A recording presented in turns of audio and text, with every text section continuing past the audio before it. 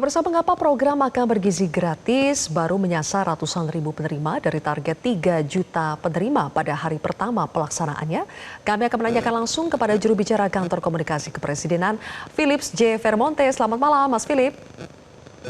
Selamat malam, apa kabar Mbak? Baik, kabar baik Mas Philip. Mas Philip, tentu saja program ini menjadi kabar baik bagi banyak anak-anak Indonesia dan juga ibu hamil menyusui. Namun tadi dalam pemberitaan kami disebutkan baru sekitar 600 ribu saja penerima manfaat dari program makan bergizi gratis. Apa alasannya, Mas Philip?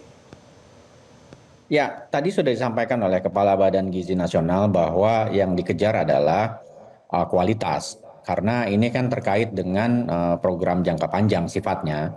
Sehingga memang yang diprioritaskan adalah unit-unit pelayanan atau dapur SPPG yang bisa menyelenggarakan makan bergizi gratis mulai hari ini. Itu yang pertama, Mbak Zilvia. Yang kedua, yang seperti disampaikan oleh Pak Kepala Badan Gizi tadi, bahwa memang setiap daerah, setiap tempat tentu punya kesiapan masing-masing.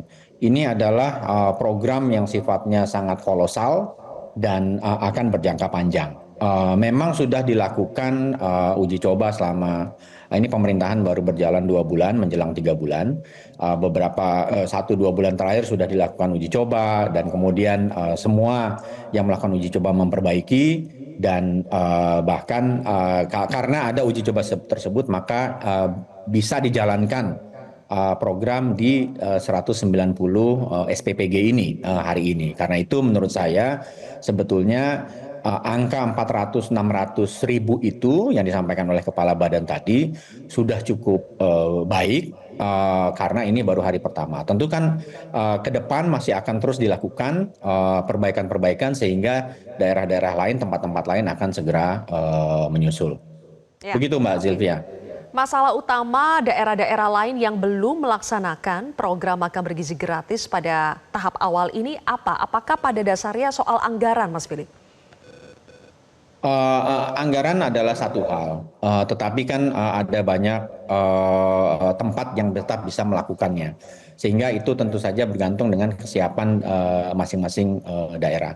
Yang kedua tadi disampaikan oleh Pak Kepala Badan Gizi Nasional, ada soal-soal misalnya yang terkait dengan infrastruktur. Infrastruktur itu mungkin juga termasuk begini misalnya ya, untuk kebersihan, untuk sanitasi, tempat-tempat ini mereka harus menggunakan tempat makan yang dari stainless. Kalau mau gampang pakai plastik, ya kan, alat-alat makannya. Tetapi itu tidak dianjurkan karena setelah beberapa kali digunakan, kotoran akan melekat di dalam plastik walaupun dicuci dan lain-lain sehingga mungkin di kemudian hari akan menyebabkan persoalan-persoalan kesehatan. Karena itu yang dipakai misalnya adalah seperti yang sekarang terlihat di gambar, itu adalah tray yang bahannya dari stainless. Karena itu dia akan lebih tahan lama, lebih mudah dibersihkan dan lain-lain. Dan untuk menyediakan itu memang memerlukan waktu dan tentu saja sehari ini tetap berjalan usaha-usaha untuk menyelesaikan persoalan-persoalan yang sifatnya tadi logistik dan infrastruktur.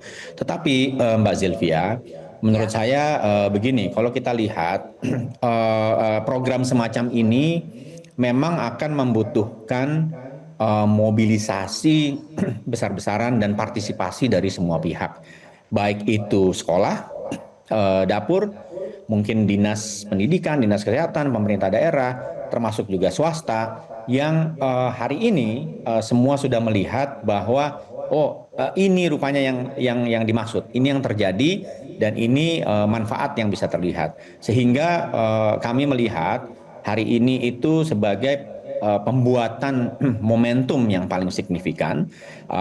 Setelah hari ini dia akan menurut pandangan kami dia akan berjalan lebih cepat karena sudah ada model dan sudah ada kelihatan hari ini bagaimana siswa-siswa di sekolah, murid-murid kita bisa menikmati bersama-sama makan siang bergizi yang disediakan melalui program makan siang bergizi gratis ini.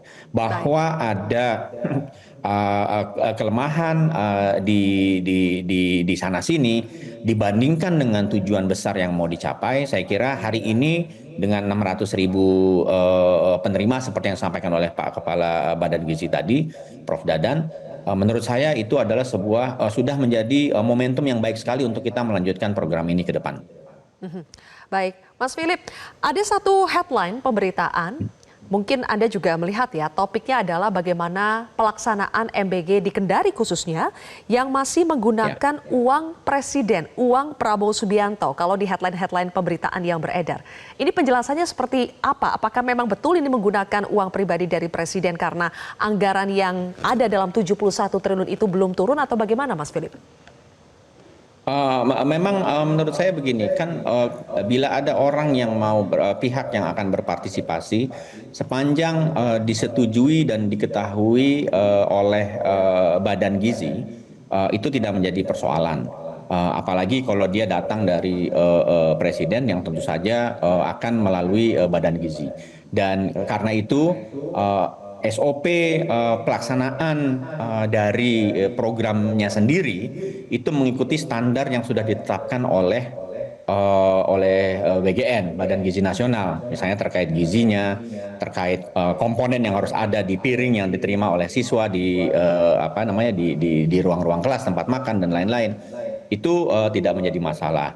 Dan ke depan tentu saja kerjasama bentuk lain yang bisa dilakukan oleh pihak-pihak yang ingin berpartisipasi, misalnya mungkin swasta dan lain-lain, sepanjang dia melalui persetujuan BGN agar memenuhi standar operasi yang ditetapkan dan standar gizi yang ditetapkan, tentu saja itu akan diterima dengan baik oleh Badan Gizi sebagai penanggung jawab dari program makan bergizi gratis ini.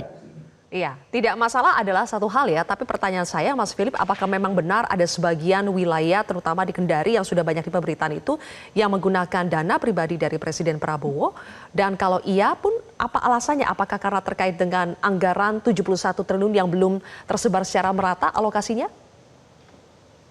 Tadi di awal acaranya Mbak Zilvia ini ditampilkan bagaimana DPR tengah membicarakan soal-soal terkait dana yang harusnya diterima oleh BGN.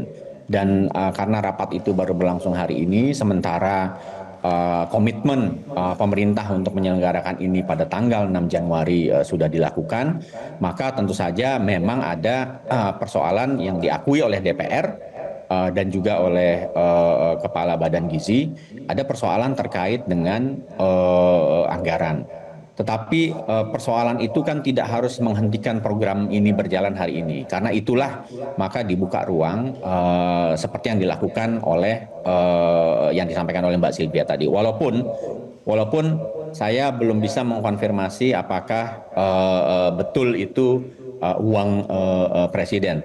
Tetapi kalaupun itu terjadi karena bantuan dari presiden, sepanjang dia dilakukan dan disetujui oleh BGN dan mengikuti standar operasi yang ditetapkan oleh BGN untuk pelaksanaan memulai hari ini dan mungkin untuk beberapa hari ke depan, saya kira itu bukan menjadi persoalan yang fundamental.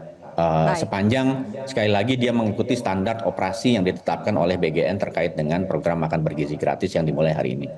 Baik, Mas Philip.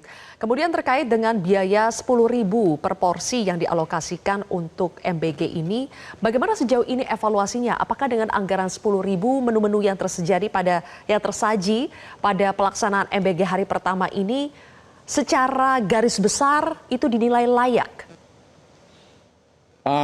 Sepanjang yang kami pantau dari beberapa titik, mungkin tadi ada teman-teman dari Metro TV juga yang ikut ke beberapa sekolah, mungkin di sekitar wilayah Jabodetabek dan juga tadi di daerah lain. Saya kira sepanjang pantauan kita, kecukupan gizinya sesuai dengan standar yang ditetapkan oleh BGN. Mengikuti kaidah isi piringku, ada buahnya, ada sayurnya, ada dagingnya, ada karbohidratnya, dan ternyata range 10.000 itu mencukupi untuk memenuhi kebutuhan gizi yang ditetapkan oleh BGN bagi siswa-siswa sekolah kita hari ini.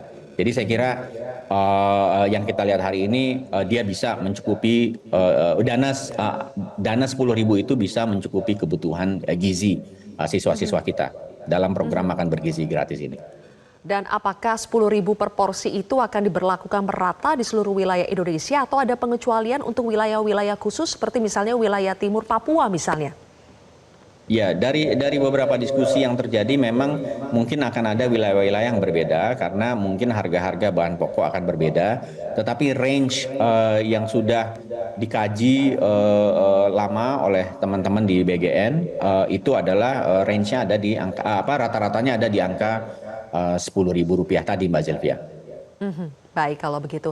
Mas Philip, terima kasih atas diskusi kita pada hari ini di Prime Time News hari ini. Mas Philip J. Vermonte, juru bicara kantor komunikasi kepresidenan, telah bergabung di Prime Time News. Terima kasih. Jelajahi cara baru mendapatkan informasi. Download Metro TV Extend sekarang.